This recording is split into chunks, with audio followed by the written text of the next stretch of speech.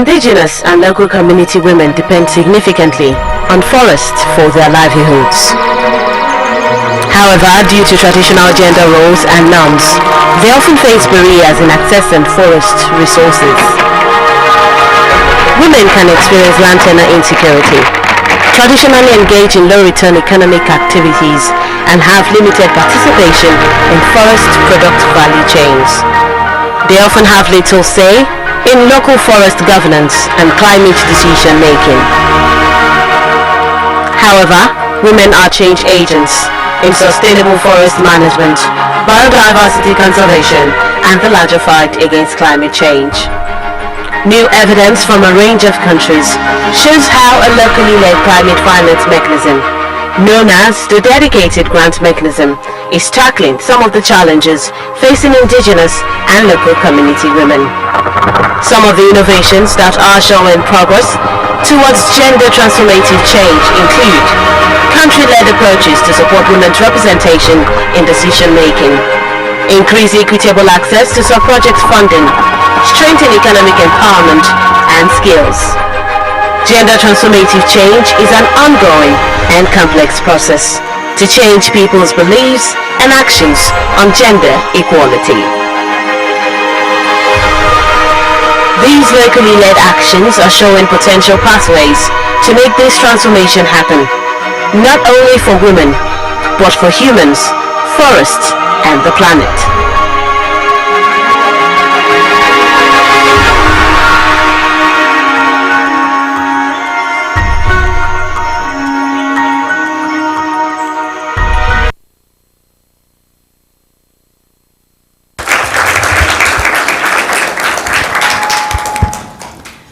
Hello, good morning everybody and welcome to our panel on gender and climate finance.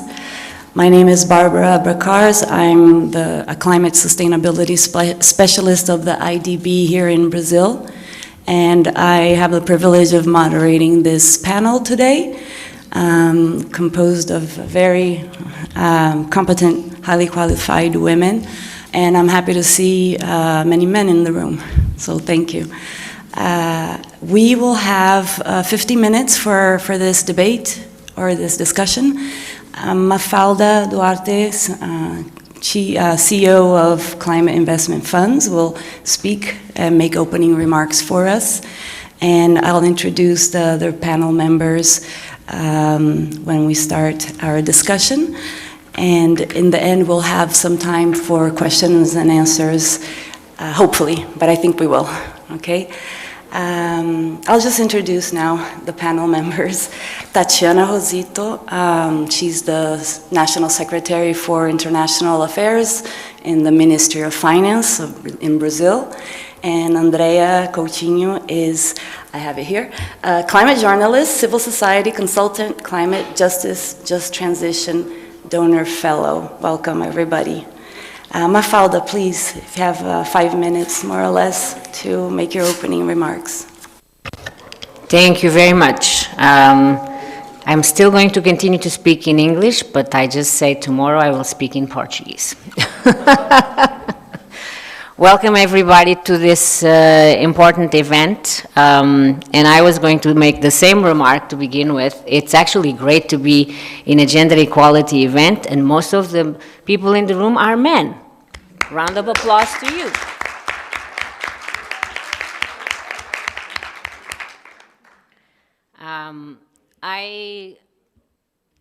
Since I took over this job, but even before, I have been a big champion of gender equality, because to me, it's very clear that it's not just important for climate, it's important for what we are trying to achieve collectively as humanity. The Sustainable Development Goals, eliminating poverty, ensuring prosperity to everybody.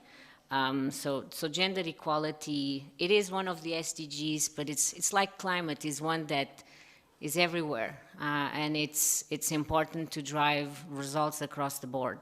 And we keep bringing, you'll see, we keep bringing this topic. We are celebrating 15 years of the existence of SIF, and we are bringing, this is one of the topics that we are covering in this limited time we have here these 2 days. Well, I should start again by saying, I already said this morning, but Tatiana, you were not there, and other colleagues, thank you to the government of Brazil and to the people of Brazil for hosting us in your beautiful country. Thank you very much.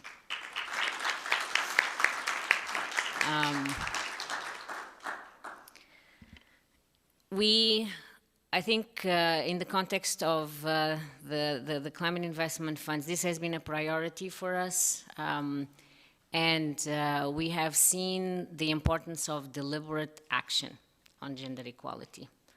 And so we have ourselves evolved in our understanding and in terms of what we support and what we focus on and what we are deliberate about over these 15 years. So we have many good examples across our portfolio of, this deliberation, when we are deliberate in ensuring that, we are providing the access to the knowledge, to the training, to the skills, to women, the access to the financial resources, that we actually enable women to have a seat at the table, have a voice, be part of decision-making, the difference that it makes. And, I've had the honor and privilege of visiting a sample of our projects. We have more than 400 projects, so it's quite a lot across many regions in the world. We work in more than 72 countries. And we look at data, we look at numbers, and those are important, of course. And then there are the human stories, like the ones you have here today. Upstairs in that DGM marketplace is women.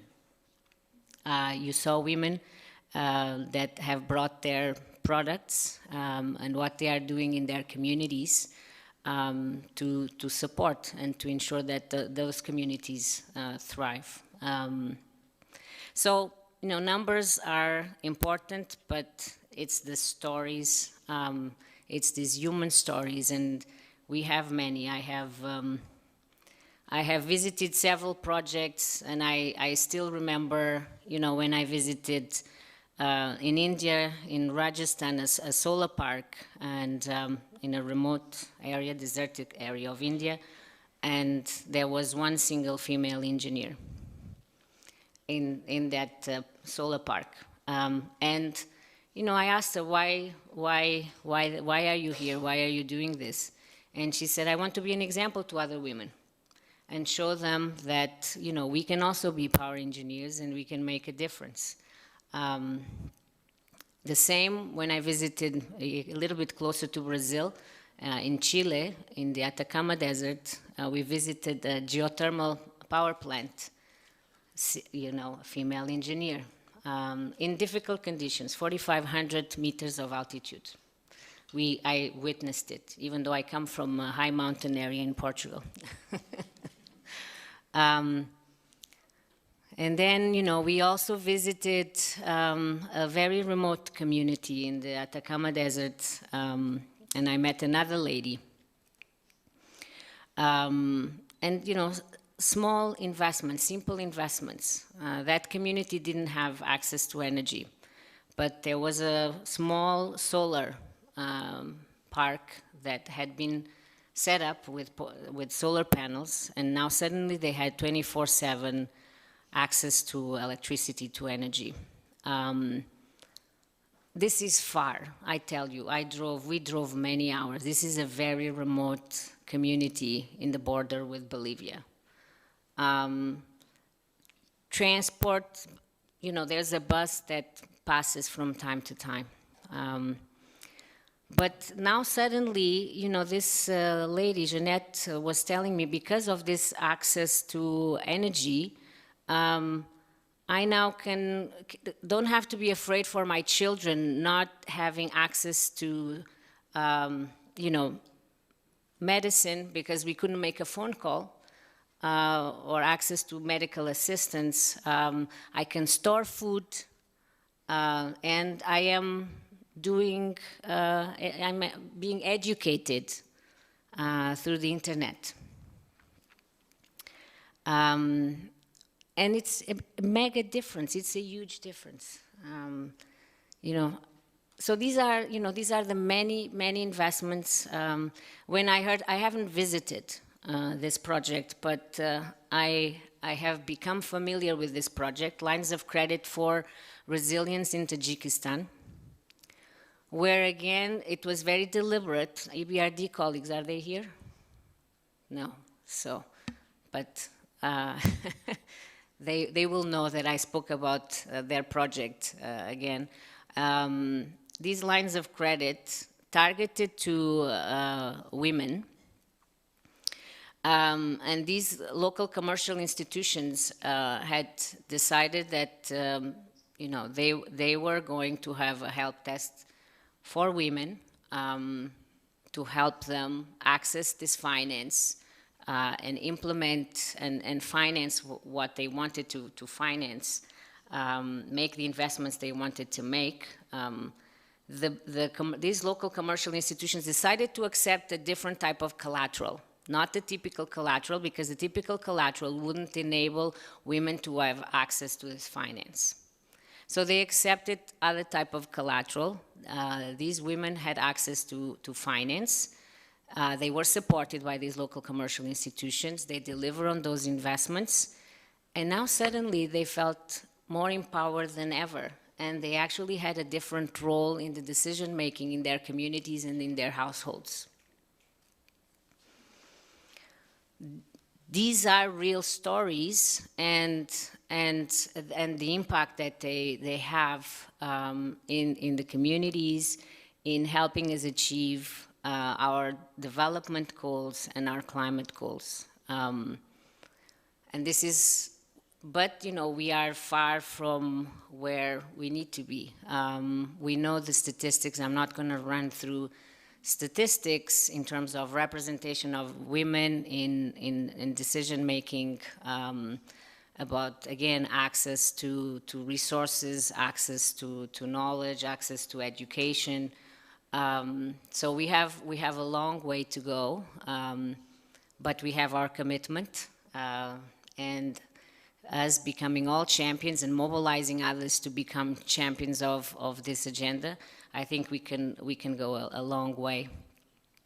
More recently, in the climate investment funds, we have been paying quite a lot of attention to this issue of leadership, of women's leadership, and working with governments and institutions to make sure that there is an understanding that, you know, creating the conditions for women to exercise that leadership is in the benefit of the communities, of the countries, of us all.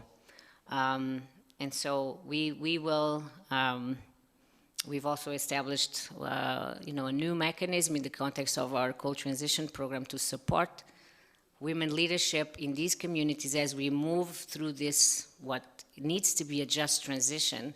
There's not going to be a just transition if the voices of women are not part of these processes, and they are empowered as well. So I am proud and honored of having been part of this work and the impact that we've seen so far. There's a lot more to do. The CIF will continue to champion this agenda, and we need all of you and many more to make sure that we deliver on this.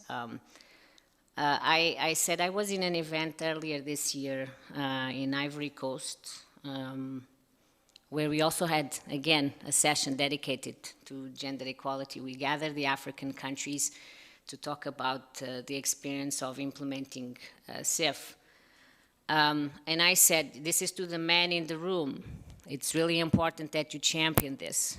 This is not just something that women need to champion. This is you need to champion. And I can tell you from my own experience of having my father as my big champion, it makes a huge difference. So keep being those champions of gender equality. Thank you.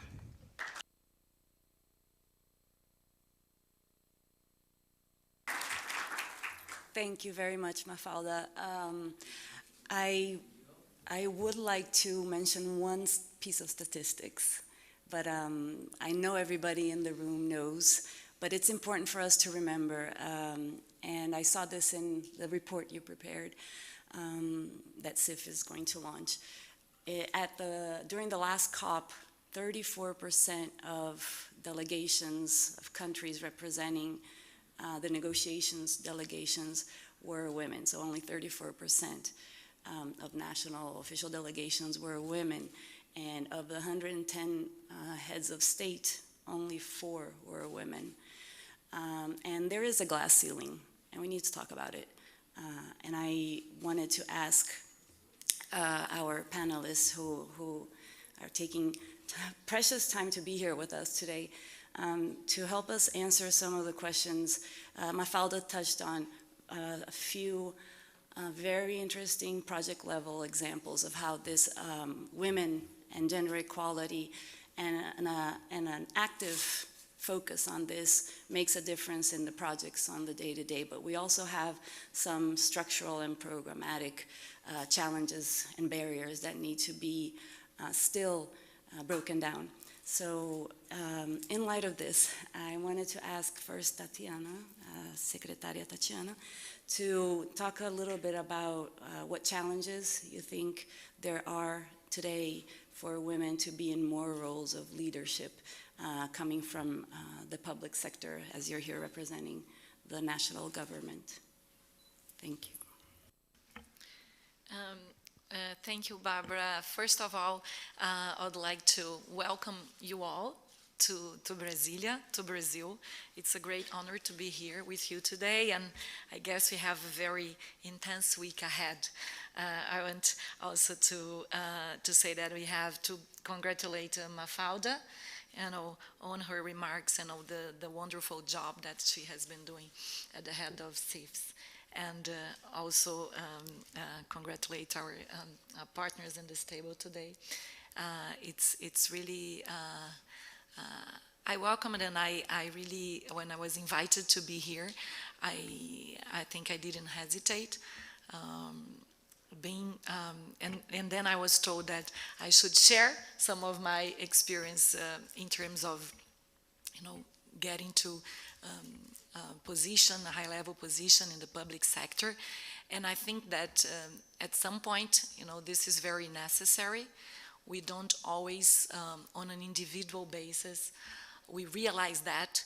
I also have a great champion at home, my father's soul, but and then I also had, I think, the privilege of also having, I must say, not only, great bosses, great collaborators. I still have, men and women. And then when you look back and you look ahead, sometimes it seems that, it's all natural, but it's not. It's not all natural, right? Because it embodies a lot of long fight that it's not individual, but it only makes sense if it's communal, if it's social, right? If it's structural.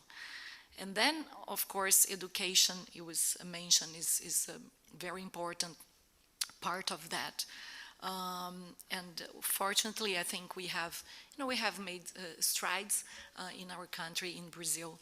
We have made strides in terms of women participation, but in society, in political life, but we're still very far from where we would like to be. And I think the international communities, international entities like, SIFs and MDBs are also very important, and a very important part of this fight, and actually this construction, which cannot be individual nor from one country. It has to be global. We are talking about humanity, especially, and we are talking about, very, global and maybe the largest, challenges for humanity in our history. So I know that I think it's important to say that CIFS and our also history with CIFS has been one of evolution also. I was just studying and talking to my team about these. For example, we have the forest investment program that has evolved to incorporate more gender transversal issues, and we can see that actually in the program that we are proposing to our partners and donors, that we are proposing the renewable energy investment program, we have a large component. So it's looking back, it's very different from what we have 10 years ago. I mean, I think there is the awareness and the commitment to have very across the board transversal gender targets, commitments, and we have to work a lot on some of the indicators, not only in terms of quantity. I think quantity also will be very important, but to develop the sensitivity for some of what maybe cannot be always captured by quantity. So on our side, actually, at the Ministry of Finance, we are very supportive, and we want to be very aware of this and work together with other ministries, like the Ministry for Women, the Ministry of Indigenous Peoples, of Human Rights, and others, to make sure that through CIFS and through CIFS and multilateral development banks, our that actually our on the ground in our programs and our strategies, really they must reflect our global aspirations, right, and our fairness aspirations. I think in Brazil we live a very, I think, positive and promising moment. We have never had so many women ministers, for example. We have 11 today. It's about a third. We have 11. I mean, we have had our president too, one woman president, but we still have one of the lowest ranks of women in political participation, right? There's rankings by the United Nations, and Interparliamentary Union shows that we have about 17, we are in about 100 and, I think the last number is 114th or 15th in 145 countries, which is really astonishing, and is something we have to change. We have about, in our Congress today, about 17 to 18% of House of Congress are women. It's too low if you think that we are the majority of the population and about 53% of the electorate, right? So I think what we need, what girls actually need, because we always have to look up, right? And we have to see each other there. Otherwise, it's much more difficult, even if we have our champions. So it's very important to see more women in leadership roles. We have just also, I think, let me share that Congress has approved the first bill sent by, the executive branch by President Lula, which was the equal work, equal pay. So equal pay for women and men. So this is a landmark for Brazil that will be enforced soon. It has already been approved by Congress. Because right now, on average, women receive about 3/4 or 78% of, men's pay. And if you talk about black women, it's less than 50%. So this is really, shameful, and it's something that we are working, right, to change. And I think that we feel also very much part of this effort at the Ministry of Finance, because we realize that when you're talking about financing and money and incentives and taxes and expenditures, I mean, our aspirations must be reflected there, right? There is one sentence by President Lula that I like very much, which is that we have to, put the poor in the budget. right? And also, the richer within the tax system in a broader way. I think it's a very telling, it really summarizes some of what we are doing, some of what we are doing under Minister Haddad's leadership. So I don't want to extend so much, but also I want to say that I'm very proud to be also a Brazilian diplomat, and Brazilian women diplomats have just this year established their association. There has been groups of us very active in the last few years, but just this year we have established an association that has been very vocal also in trying to ensure also equal participation, broader participation for us. It is a very, I think, man-centered career. It doesn't need to be. I think in many countries it's not so much anymore, and you do have, large participation of women, and also actually some specific policies for that, right? So I just wanted to mention this because I'm also, I think, proud of what has been, what we have been doing as an association. So to finish, just to conclude this first, sorry, maybe I have been too long, but I just wanted really to express our content to be here today, and to say that when we are talking about, financing and money, we should also be, never forget about these aspirations and our, I think, the need for equality. And we are talking about women today, but actually it's all together, right? We have to talk about not, income, gender, age, and other racial, of course, and other sorts of. This is all part of the same change that we would like to make. And we count on you also, not only in CIFS, but in other MDBs and partners to work very diligently on this agenda going forward. Please count on us too. Thank you.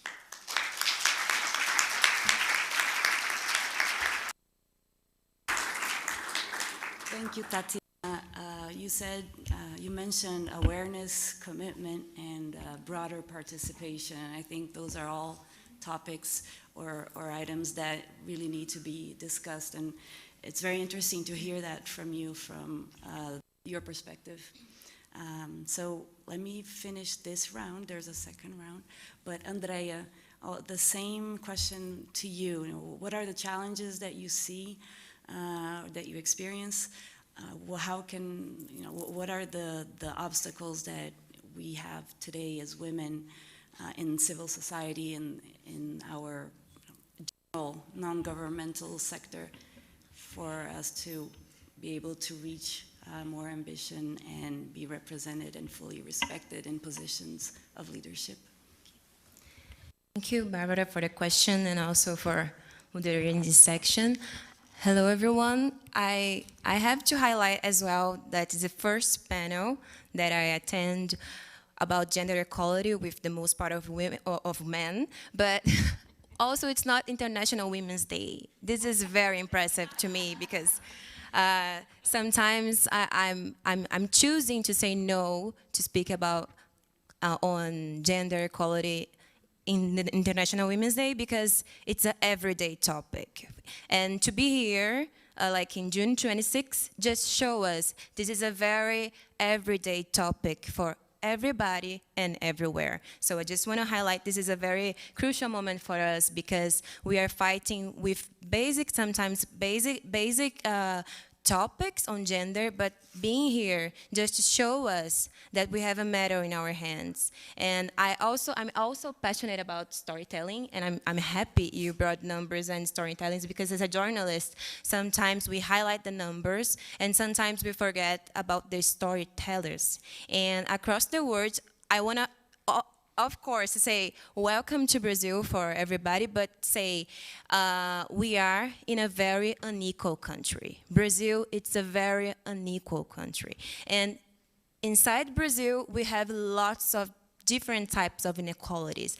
And this is one of what I addressed here, because you said some numbers, you said some contexts, but there is a racial issue in Brazil that should be addressed every day as well. Because when we say about gender equality and more space for women, we need to ask what kind of women we are talking about. Because in terms of numbers, the black population in Brazil, we are more than 56%, and the black women are the largest population demographic group in Brazil. So we are 28%. What does it mean? So where we are in the political spaces? Where are we in the decision-making spaces and in climate leaderships as well? And to speak on climate finance and speaking on climate justice, both are a justice issue, an intersectional issue, but if we don't consider who is leaving behind in this country that is rooted in this slavery, is rooted in the colonization, is rooted in the death, every 20 minutes, a black young person dies in Brazil. What does it mean for the climate finance and the climate change in Brazil? So I would say that representation maybe is one of the biggest challenge we have, or maybe also the biggest opportunities, because when we don't have a representation to fight beside us, we are just like speaking and putting speech on the table, but not with actions and resources. And one of my most challenges as a journalist and also a climate justice person, because it's like my purpose of life, climate justice, to address the justice, we are always trying to map in the global south what are the challenges and understand that climate justice doesn't mean just one thing. It's like different for the whole entire Brazil, in their regions, in their countries, in their favelas, in their quilombos that are Maroon communities, if you don't know, if you are not aware. So where are the resources for this different racial geographic context? And this is very important to put on the table, because once gender and race are the most crucial category of the climate injustice, are also the most category of climate finance. And to address the resource, the race should be the first and the priority for all of us, all of our actions. And I know that CIF has a commitment with equality and gender equality and racial equality, and this is something that we have to remember every day, because we easily forget when we look to the story of the colonization and slavery. And I see here different types of nationalities. This is great. But speaking on Brazil, the black population is still behind. And if the pathway, it's difficult for women, for black women, it's even worse. And not to mention like our possibility of survival. And so if climate justice and finance, it's a matter of survival, let's survive with justice at the center. So it's like maybe the most opportunity and the most biggest far away we are.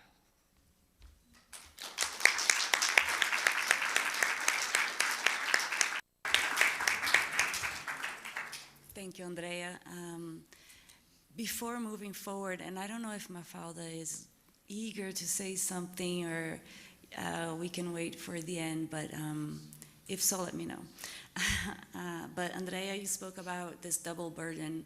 There's triple burdens, and this is climate justice. As you said, this is about climate justice, and it needs to be incorporated in projects, not just when we're looking at number of beneficiaries.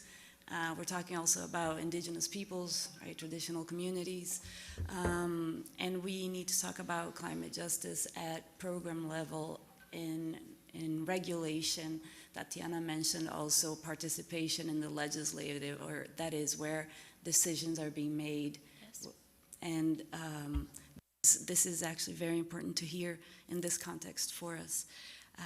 I'll come back, Tatiana. You addressed in part already the next question, but if you could elaborate a little bit for us, the role of multilateral development banks and the role of climate finance. What do you see as this responsibility or this leadership CIF has put as a priority, gender equality? And that means also not just in the projects, but the way organizations work and society works. But what do you see as, you know, accountability, or what kind of role does climate finance play in moving this debate to another level? I think that it's very important, it's very crucial, because at this very moment we see this big drive to incorporate more and more climate finance in multilateral development banks. Right? We already have, I think, many funds and trust funds that work together with MDBs, climate, but also some components that address it, like clean energy and resilience, and energy efficiency is already part of that. We know that we need to strengthen much more the part also of adaptation. I think this is an ongoing discussion. So at this very point, which could or must be a turning point, right?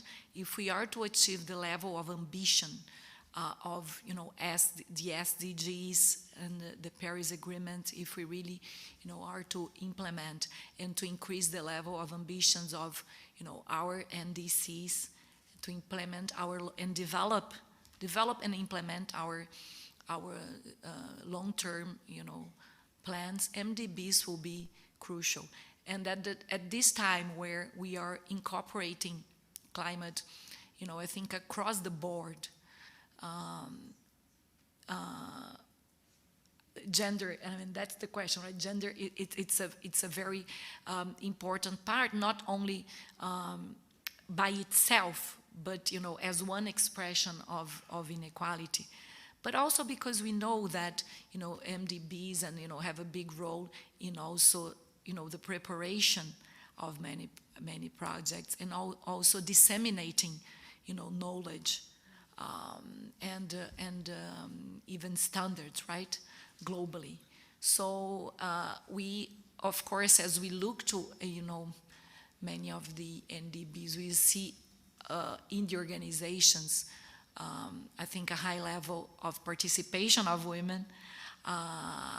In the staff, and that's true for many banks, not for all, but this is, I think, one point.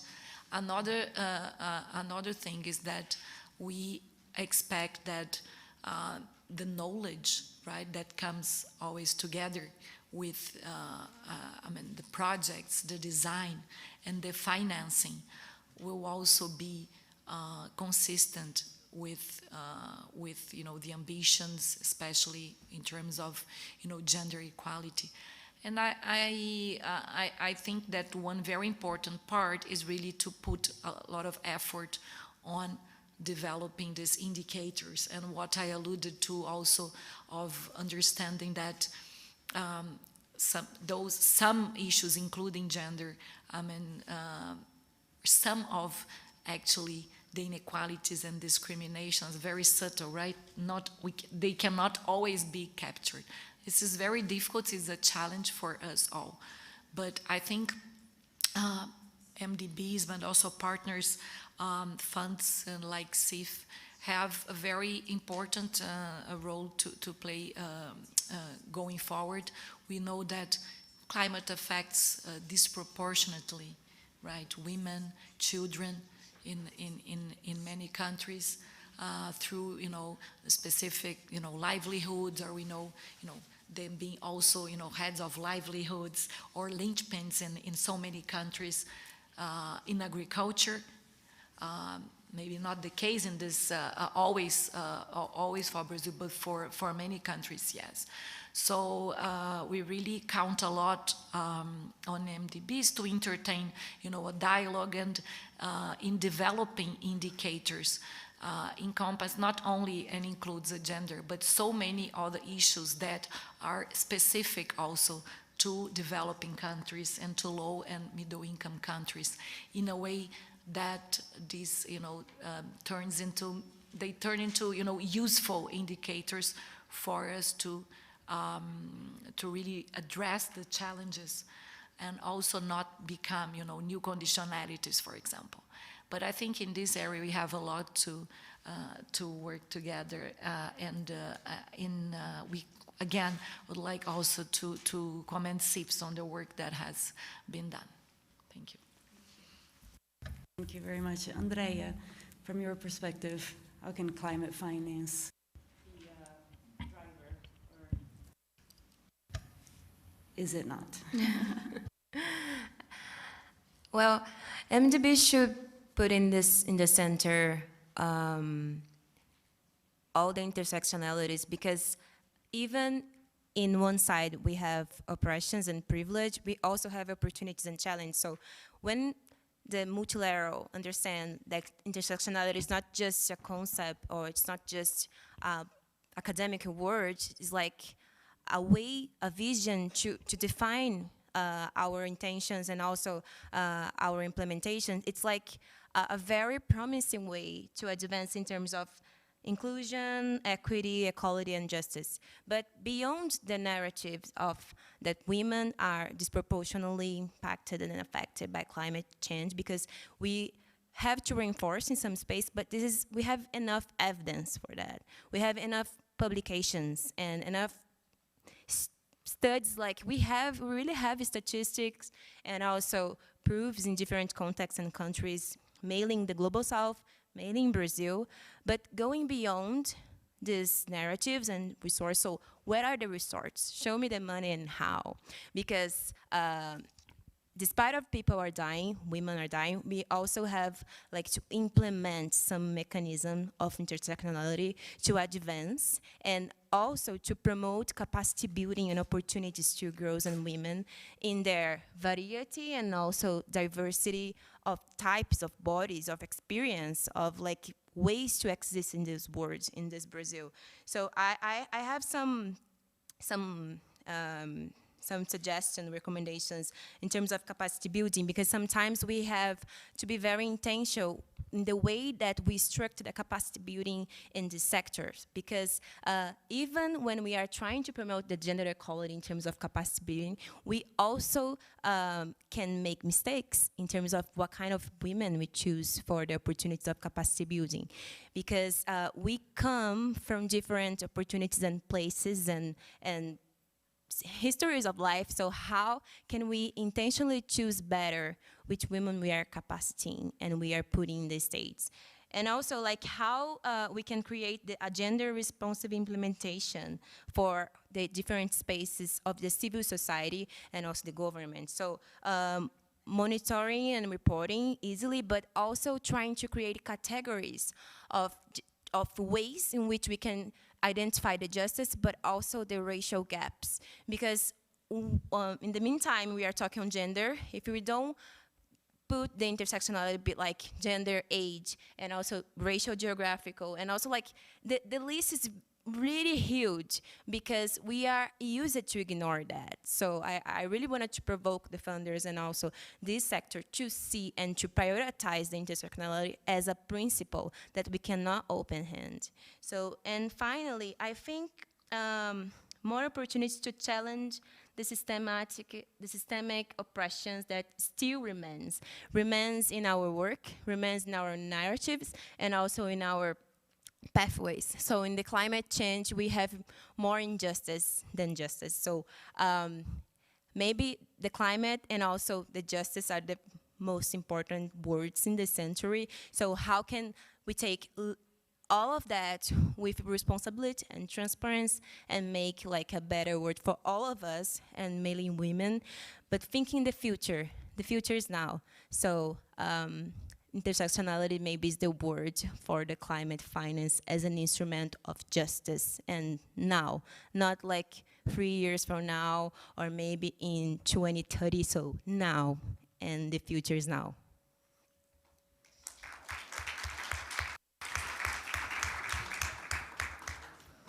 Thank you. I really like the idea that you brought of intersectionality and also of putting money where the mouth is, but really putting forward the money, the resources for these types of activities in projects, and when we're talking about structural policy reform to allow a more equal society so that we can step up and lean in. I'll take a few questions now from the audience. I wanted to thank everyone very, very much. Secretaria Tatiana has to leave, but we can take one question for her. If anyone has a question, please feel free to come forward. There's a microphone here, and then she'll have to leave. But other questions, we have still a few minutes for other questions that Mafaldo and Andrea can address. Good morning, everyone. My name is Emily from Rwanda. And actually, being from Rwanda, we are really championed by our president, putting women at the forefront. So I'm coming from the Ministry of Environment, and our minister is a woman.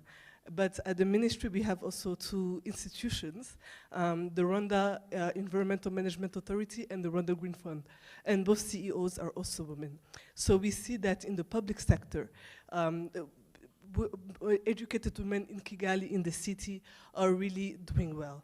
But now my question for you, Secretary Tatiana, and also Mafalda, is that when we go into project implementation in the rural side of Rwanda, for example, we have many projects dealing with agricultural value addition for women farmers. So how do you take these agricultural products, but also add value and actually sell them at market rate and later on for export? And what we see that when women are really successful into that, it actually causes huge gender-based violence. We see a huge increase in wages, and the men are just perplexed. You know, it's just, I mean, it was so bad that we had to stop some projects, actually. And for me, my question is that, should we be more discreet about implementing such project? Should we, I don't know, educate men first and then implement such project? How do we go about it? Thank you. Good question. That's a very nice problem to deal with, right? Because you have over-empowerment. We also have in the Ministry of Finance, our two most important public banks actually have women on the top in this administration, Banco do Brasil and Caixa.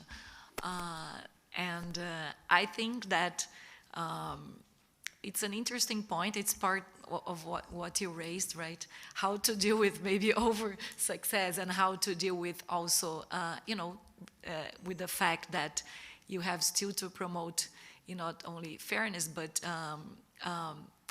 in a way, you want to disrupt, right? But you also want to promote stable communities and societies that grow together in a way, right?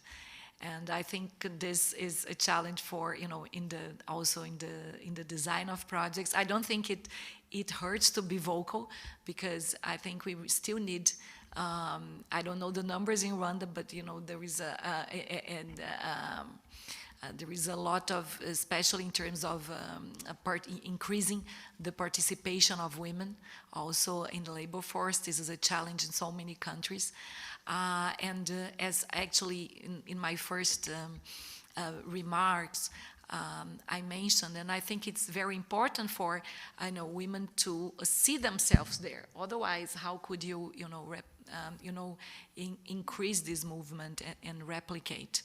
But I think dialogue is the best and the best way forward, and to make sure that when design the projects, this component is there, and the way that we communicate is also thought of in a deeper way. Thank you.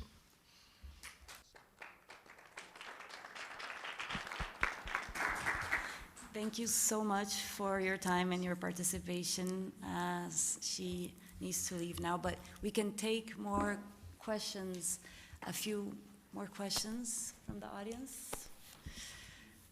Thank you very much. Ah, there's one there.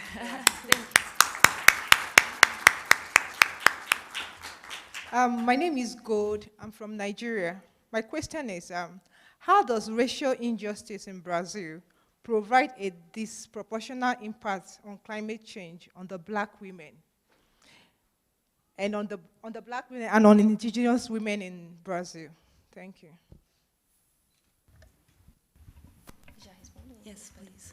Thank you for the question. So we have lots of axes, different axes, but I would highlight the maternal health. So black women are dying. I'm not seeing her yeah. Thank you for your question. So there is a very high rate in terms of pregnancy.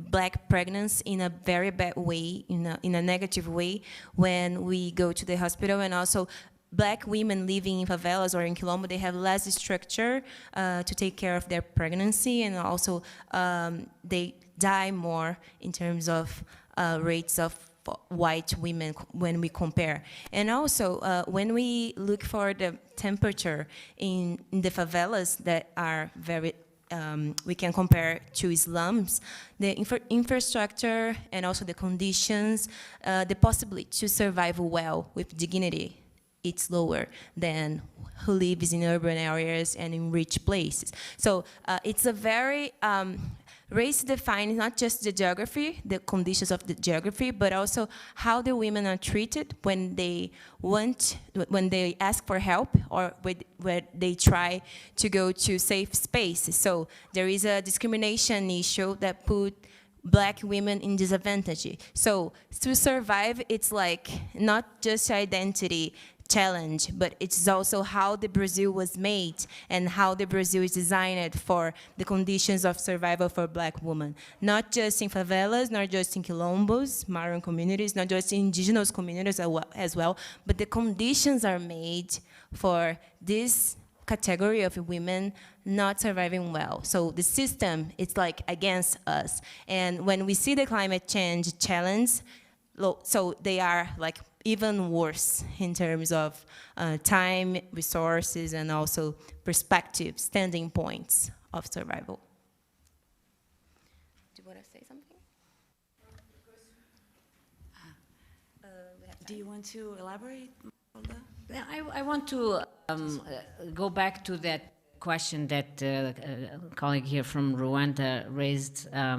It doesn't have to be, that doesn't have to be the outcome. I can tell another story. I visited a project in Burkina Faso. I don't know if colleagues here from Burkina Faso are here. And the cooperative of women that were producing milk with, what's the name of the plant that is escaping me? But it was enhanced milk with a local plant. And the same happened. The incomes had increased quite significantly. But they had managed to not have this outcome of, increased, there was no increased gender-based violence. But so they were being supported, much like you're saying, they were being supported. But I think in my own visit and conversations with that cooperative of women and visiting that project, there was an attention paid to that social fabric, to that social norms. So I think understanding the social norms and the social fabric of those communities and how the interventions might shift, have shifts in such norms, social norms, and what can be done to prevent the outcomes that you were talking about of gender-based violence. I think it's important. I mean, this needs to be looked at specifically because not all communities have the same social norms and the same social fabric. So I think it's really important to understand. In some of the interventions, it requires supporting women and men as well, giving opportunities to both. In other circumstances, it will imply doing other things, but therefore this issue of understanding the local communities and contexts and social fabric. You know, I want to say, Andrea is speaking to something that, and she's speaking very passionately about it, this intersectionality, and you know, to reach, for us to speak of social inclusion and social equity and social justice, it's not just a matter of gender, it's a matter of race, of religion, of age, of people with disabilities, which is an area that, you know, we are also now doing more work on and paying attention. This is the task at hand. We can't look at, you know, just one dimension. We have to look at the different dimensions. And again, to me, you know, my own experience, what it shows is that we cannot expect these things to happen naturally, because it has been proven that it doesn't happen naturally. If nothing, you know, we are seeing more inequality, even though there is more prosperity in the world. So this issue of having to be very deliberate and not assume that just because we have, you know, higher levels of economic development or, you know, higher levels of social development, that we are going to see these type of outcomes in terms of social inclusion and social equality. No, we have to be deliberate. And this is my plea, and this is the point that I always make. We have to be deliberate. If we want certain outcomes, we have to be deliberate in terms of what type of investments, where do we invest, how do we invest? When we have conversations and when we have meetings, who do we have on the table involved? Who are we giving voice to? So deliberation is really critical. Thank you. I have been told that we need to close, unfortunately, because I saw a few other hands. But some of us, I believe we can be here on the side to answer some questions. I know it's lunchtime.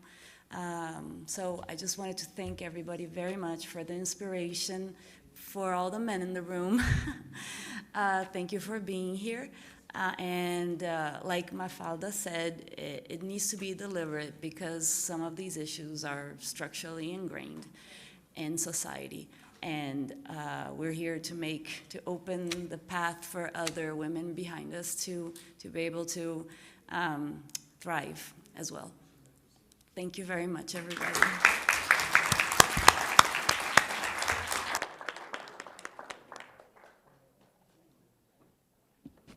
Thanks everybody. It was really amazing to hear you.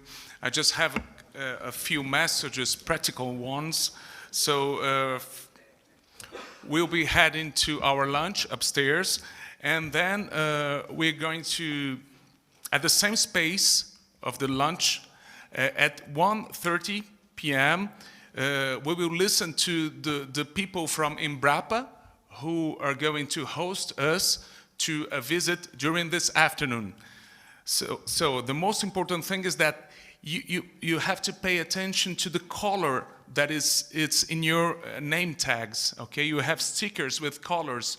So the green group and the blue, the green and the blue, are going to leave at 2 p.m. sharp, okay? The buses will be in front of the hotel. And there will be a second group leaving at 3:15, okay? So the second group will be the red and yellow group, okay? So important things. During the lunchtime, prepare yourself to the visit. A few practical things. We're going to go 35, 40 minutes outside of Brasilia. It's not far from here. Interpretation, Portuguese, English will be provided. Please wear comfortable clothes, long pants, and closed-toe shoes, because we're going to walk on the fields, okay? And protection for the sun, for those who need that. Think about a hat, sunscreen, things like that, okay? So let's go to lunch, and over there, the good people from Embrapa are going to talk a little bit more with us. Thanks.